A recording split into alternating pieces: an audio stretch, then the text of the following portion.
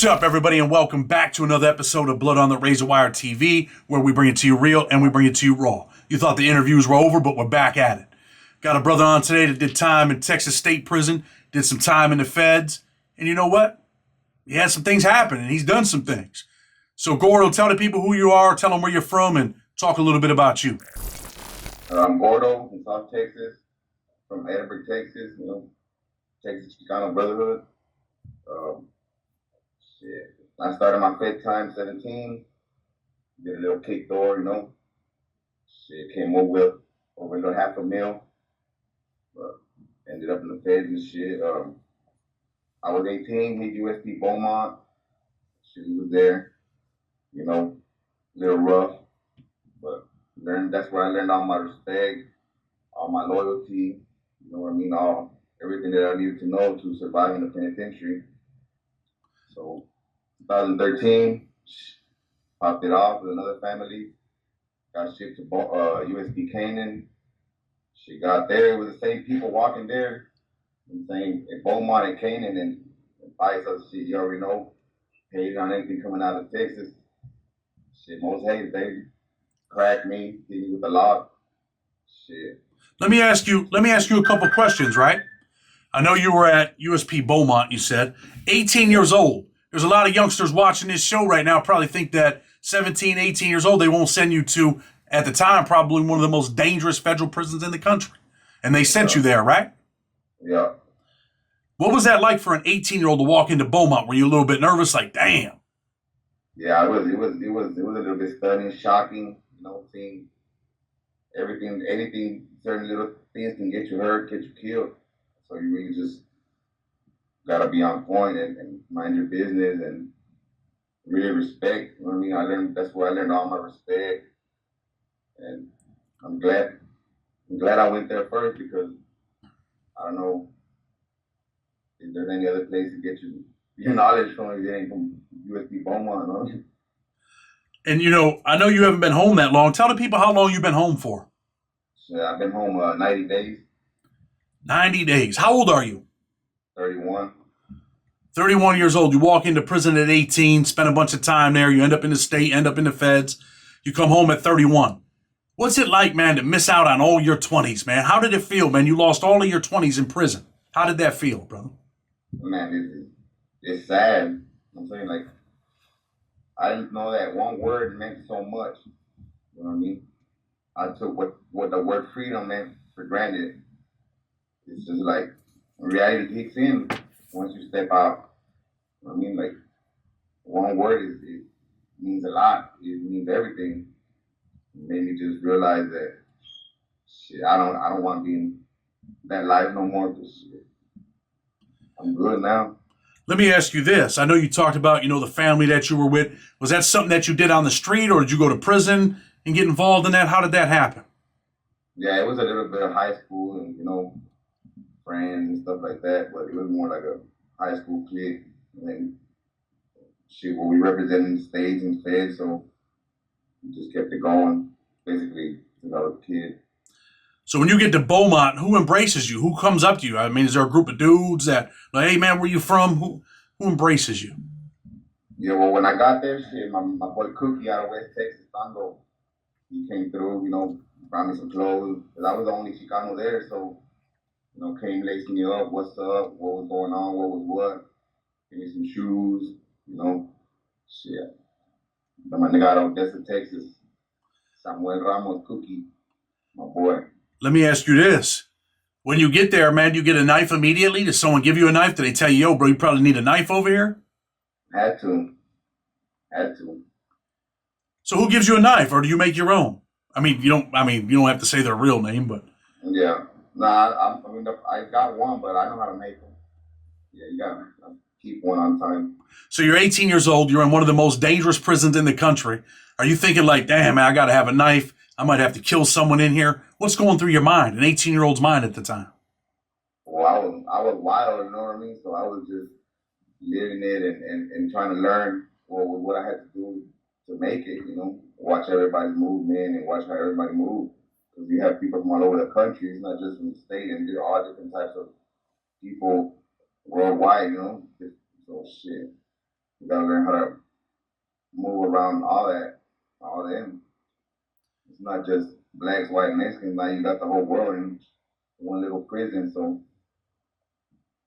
you know, Who do you think was the most dangerous group or organization while you were at Beaumont? mm, I mean, I don't probably not dangerous, but probably they had the more power because of the number with the Paisas. You know what I mean? But, Let's talk a little bit about the Paisas, right? You said that the Paisas didn't like the Texas dudes, man. Why is that? I guess they be beefing with other people, and they just anything coming out of Texas, they be cracking us. I got cracked twice by them, California and Canaan. So because you're from Texas and your affiliation, the Paisas are like, hey, they're like, we're getting rid of this fool, huh?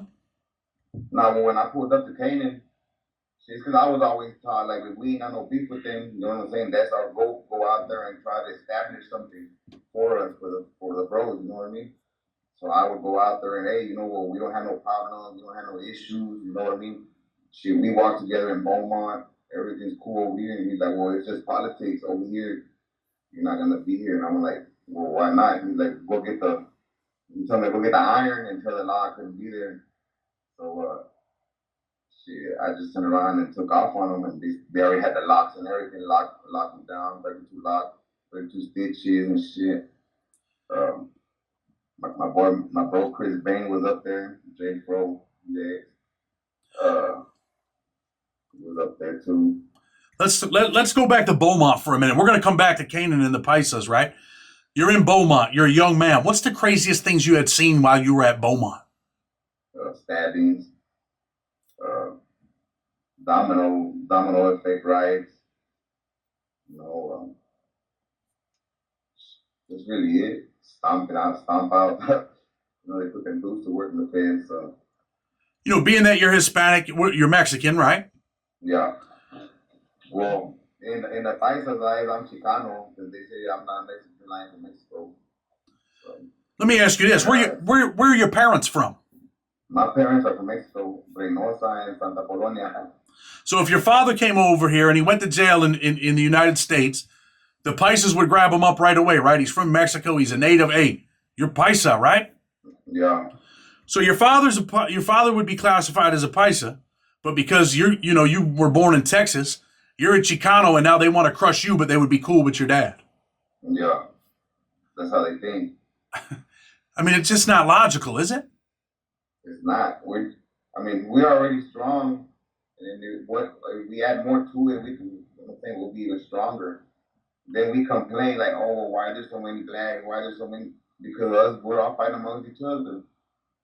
That's the only thing. So while you were at Beaumont, you talk about the stabbings, things that you've seen. You ever seen anybody get killed over there? Not personally, no. Was there ever a time when you had to put in some work yourself? Yeah. Tell the people what putting work in is and why you have to do it. Well, I have to put in work in because we have our rivals, you know what I mean? And, it's on site, you know what I'm saying? And I was always taught, jump, beat to the punch, gana pisada, you know what I mean? You hesitate, that's all it takes. So, coming with that, you know what I mean? When I ask about work, though, I understand that aspect, but what about, when you're in Beaumont, I mean, are the Mexicans and the Chicanos, are everybody together over there? I mean, for certain things, like if it's a racial riot, yeah, everybody's gonna riot, but everybody has their own little politics. Everybody has their own rules, their own conversations, their own meetings. Everybody more than likely, everybody's on the same page about everything. The same rules applies to everybody.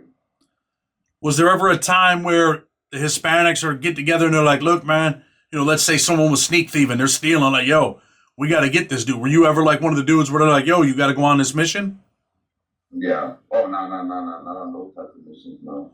But usually you don't have like issues like that going on because they're not even going to try to cross that line, that putting your life on danger. I don't think nobody's serious. So let's talk about Beaumont. What happened at Beaumont? Why do you end up leaving Beaumont? my people popped it off with some other people, and shit, we handled business, and I was the only one there. They had more numbers, so it was easier for them to shit me. What other group was it, if you don't mind answering that? The pistoleros. Oh, the pistoletos. So how many pistoletos were there? I believe there was 11 that night right there. But we just happened to get caught up. Like when we all went to dinner, and then when we were cool, nobody know nothing. Boom, they finally locked the wreck gates, and then they had their meeting. I guess I didn't know. They gave me the heads up. There was just three in my cage, three in my field, my wreck yard. Shit, I handled up. The niggas didn't have none. But yeah, it was like a blessing. They came and told me like, man, hey, your people and our people popped it off. You gotta go, and I just took flight. There's nothing else to say. You know what I mean? Like, I can't let him out my sight. He already told me what he's gonna do, so I just took off. So you take off on them. Do they get you too, though? Yeah, it was 3-on-1, but I shined though. I shined. I used to work out hard. It was mandatory workout in the pit. I was 270 solid, big nigga, 18-year-old. So 270. So shit. I was hitting them burpees and everything. Did they stab you or anything like that? Nah. I didn't even touch the ground. They did. I stomped them and everything. Yeah, I was right. I was a youngster. This ain't a knock on the pistoletos, but a lot of them dudes that I ran into, and I haven't ran into a bunch. I actually had a celly in Atlanta that was a pistoleto. He had just got stabbed like 20 times. I think that was in McCrary. We were just cellies in transit, right? But a lot of them dudes were little dudes, man. Yeah. Like Mexicans. They're really short. I'm 5'11". I stand out 5'11", 310. So now you get shipped out of Beaumont. When you leave Beaumont, do you feel like, I'm glad I'm leaving here, man? Was there ever that type of feeling?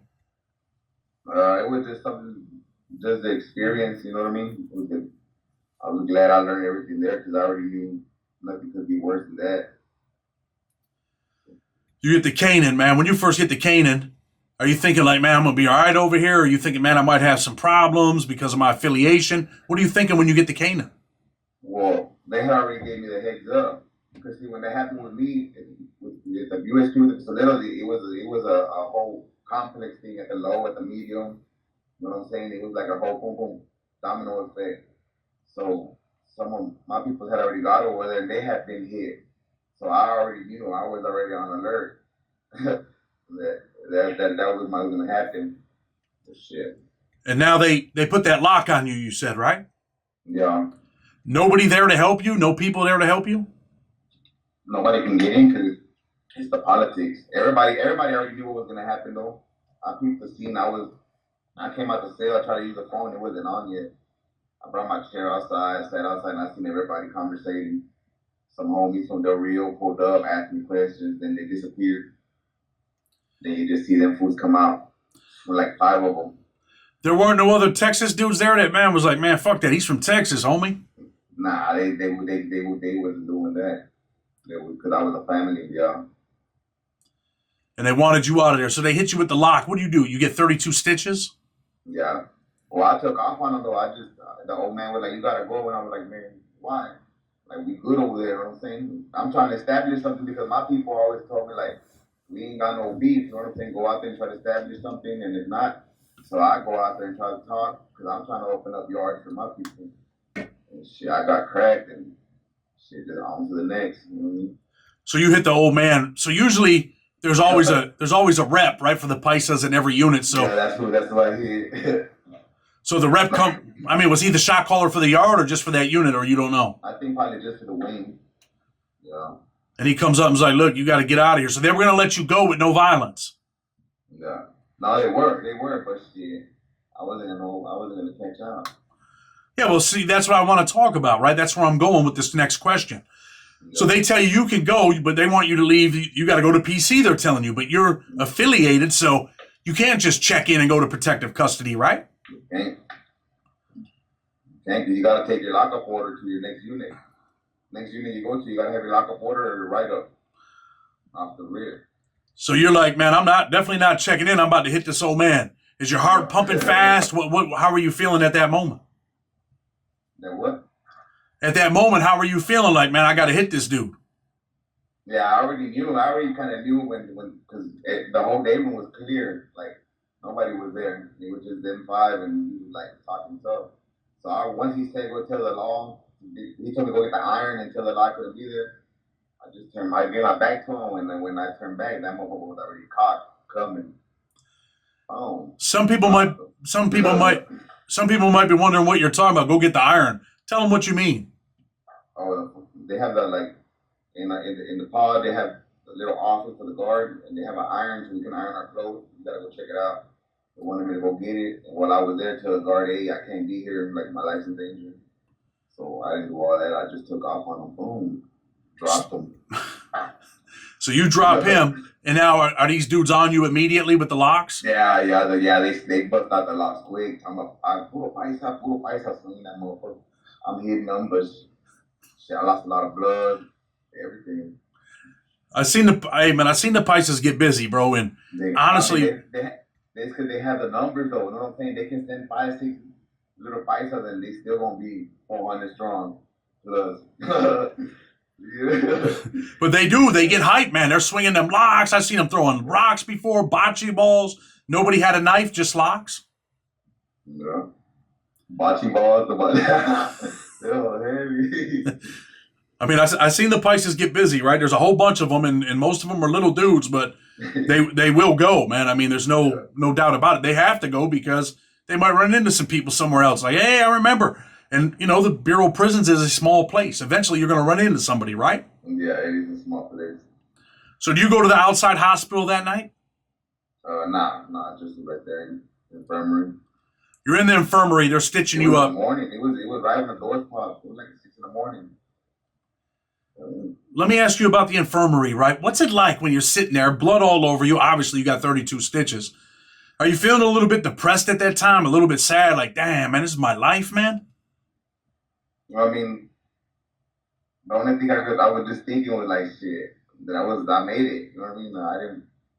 I kind of had the heads up by my people that it was happen, so I already more or less knew.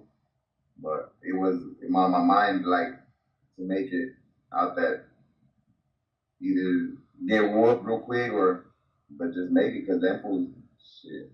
One little punch or one kick, that's all it takes. Then they, shit.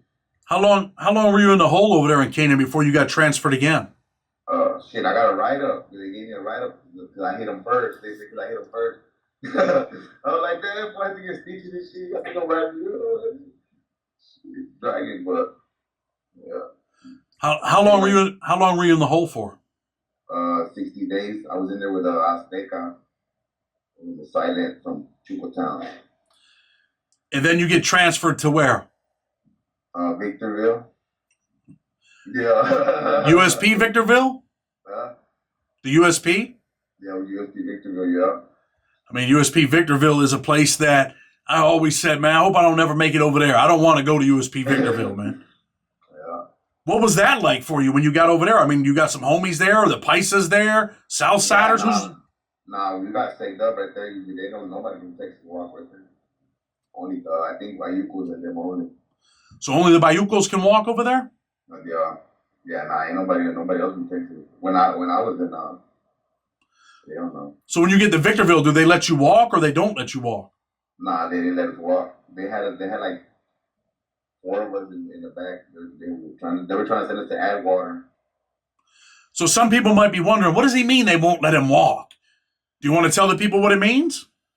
Yeah, like administration will have certain gangs they won't let out because they already know they're going to hit them. So if they would have let you out, you know, there's other groups, other families, other people that would have hit you up over there, right? The only people that were there is Paisas. Paisas and Sureños was like, they're nothing's going out there. They're out of Texas. GIs don't even try it. So now you're in the hole in Victorville. Now you're waiting for another transfer. Where do you end up going next? They sent me to Hazelton. They sent me to Hazelton. Hazelton, the home of where Whitey Bulger gets murdered at. What was it like at Hazelton? It was the same. It was almost the same thing. They were hitting us. They were hitting. They were hitting. They were hitting. That was where. That's where actually where I discharged my fifth time. They were hitting us. They were hitting anything coming off of Texas. But there was one. There was one pod where the Sureños had a couple Solanos from Texas. You know what I'm saying, letting them walk with them, and they put me in that pod. They put me in that pod coming off the bus. B1. I still remember the pod, and the main rep for the Paisas was in that pod. So I go in there, boom, and as soon as I go in there, they surround me. Hey, take your shirt off, boom, boom. We go in the cell. Take my shirt off, check my tattoos, so making sure who I am. So you get there, you go in a cell, and a lot of people don't know this. In federal prison, and I've seen a lot of the Mexican cars do this. They bring you in a cell. They want to know who you're with, man. They can tell right away from your tattoos. Yeah. You're in there. They make you get butt ass naked, right? Yeah. Yeah, you're coming out that close. So let me ask you this. I mean, it's different when the police are doing it. It sucks. You don't want to be. It's belittling a little bit where you don't want to have to get naked in front of another man. But what's it like to have 4 or 5 guys surrounding you and tell you, man, take off your clothes? They're looking at you butt ass naked, bro. I mean, we don't get butt ass naked because I was with somebody, so I just showed on my tattoos that you know what I'm saying, say who I am. That's really what they was looking for. But it was the same thing. Shit. I was in my cell and they don't know how to approach. They don't know how to approach me when they found out what I was. So then Texas were there. It was 2 Texas Solanos, one from the radar and one from the deep town. Calladito and my boy D. Let me ask you this. Why do the Paisas and other people hate Mexican dudes or Chicanos from Texas? What does it stem from? Do you know? I don't know. I guess they take. I don't know. They got other people, other families. So I guess they just feel we are together.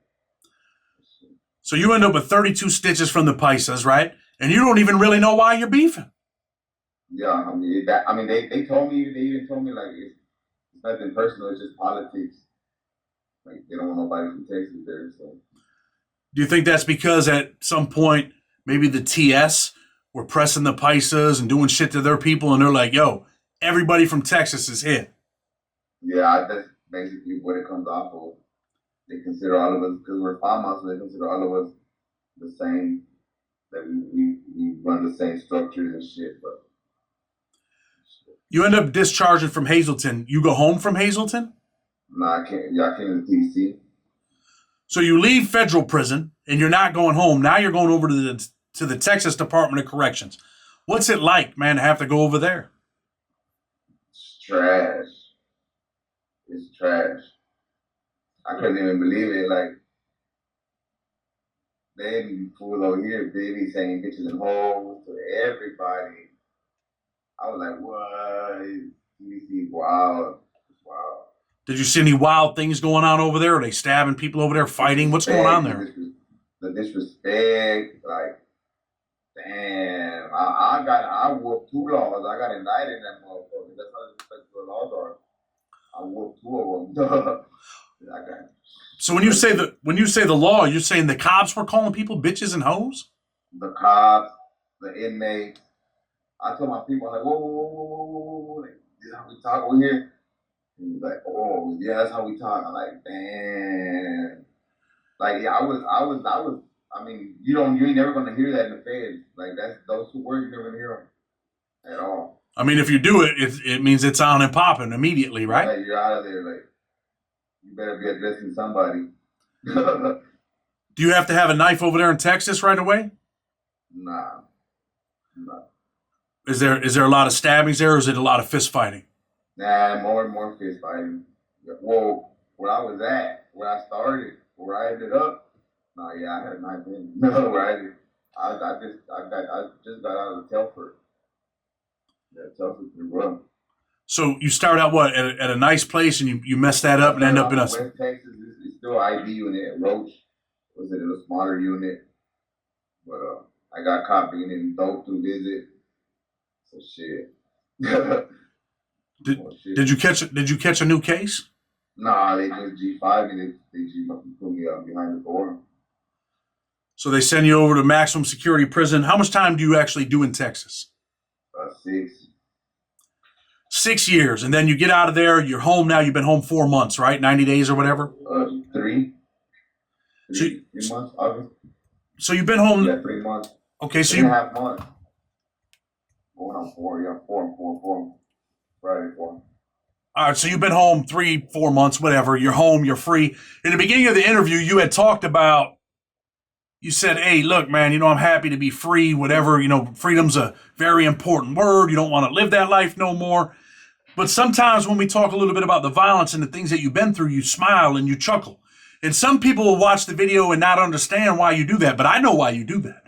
Because sometimes it's not that you're glamorizing prison or that it's cool. I think it's more of, you know what, you're uncomfortable. When we're uncomfortable, sometimes we smile. Do you agree with that? Yeah. Yeah, I do. I agree. I mean, you went to prison very young, man. Some of the best years of your life are forever gone. You can never get those back. And you went to some dangerous places as a young man. But now you're out here and you're free, right? Yeah. Still affiliated? Yeah, I'm still active, but I don't have no contact with them. Do you think there ever comes an age where you're like, you know what, man?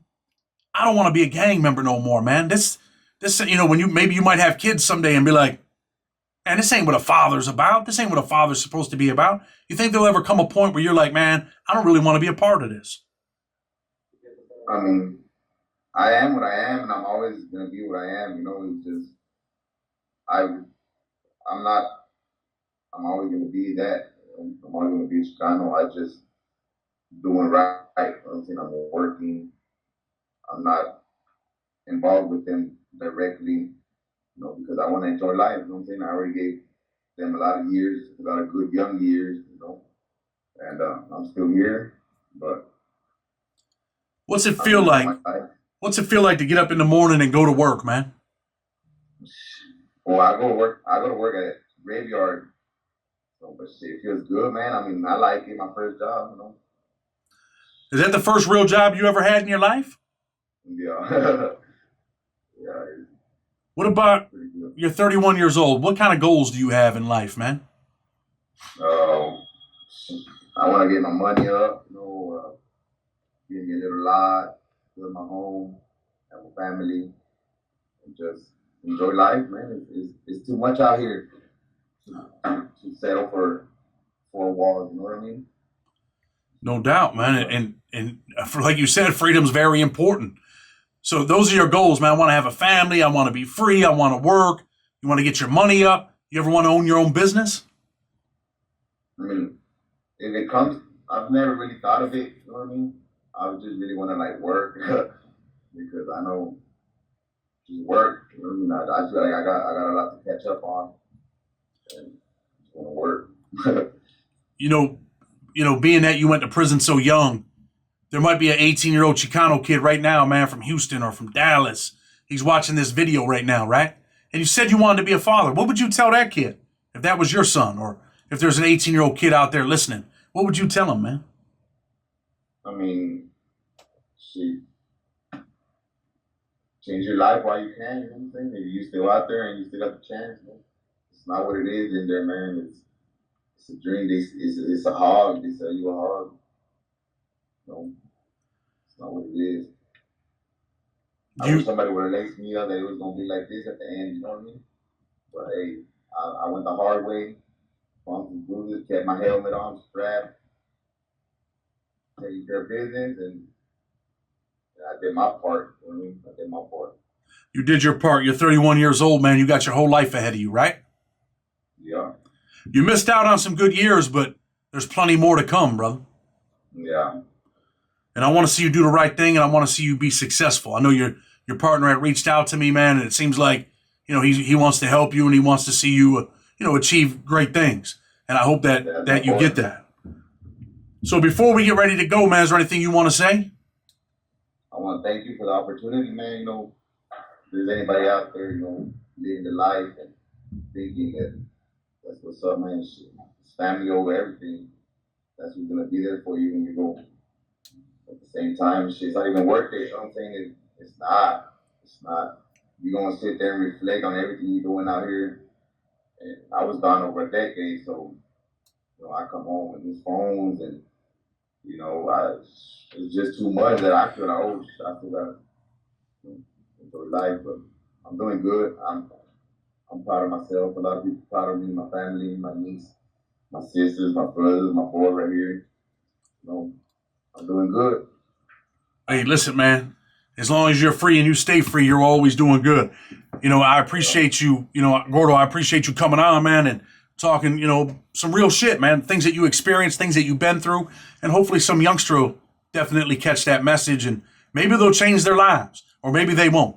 Maybe they'll end up in federal prison and get hit with a lock and get 32 stitches, and then maybe they'll go to another prison and might get stabbed and die there. And I hope that doesn't happen. But it's always possible, right? It's possible. Anything's possible in there. It's a small world, and it's a world in a world. For sure. But anyway, I'm going to close the show, man. I thank you for coming on. Again, thank you for sharing your stories and experiences. I'm going to tell the people, if they like it, go ahead and share it, man. Blood on the Razor Wire TV. With respect, until tomorrow, we're out.